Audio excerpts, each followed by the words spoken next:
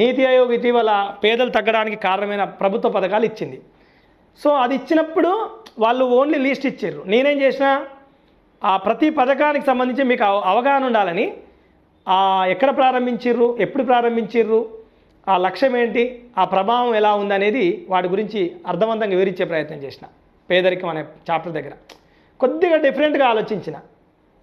ఎందుకంటే ఇవన్నీ కూడా రీసెంట్ కరెంటు డేటానే ఉండాలి కాబట్టి మీ దగ్గర పేదరికాన్ని తగ్గించడానికి మరికొన్ని పథకాలు ఏమేమి ఉన్నాయి నీతి ఆయోగ్ ఇచ్చింది కాకుండా అనేది కూడా మళ్ళీ మేము కొన్ని తీసుకొని ఇవ్వడం జరిగింది ఇట్లా.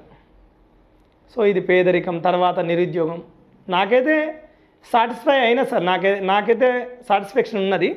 మీరు సాటిస్ఫై అవుతారా కారా అనేది పక్కకు పెడితే ఒక కాంపిటేటివ్ ఆస్పిరెంట్గా ఖచ్చితంగా ఇది ఉపయోగపడుతుంది అనేది అయితే నాకు అనిపించింది.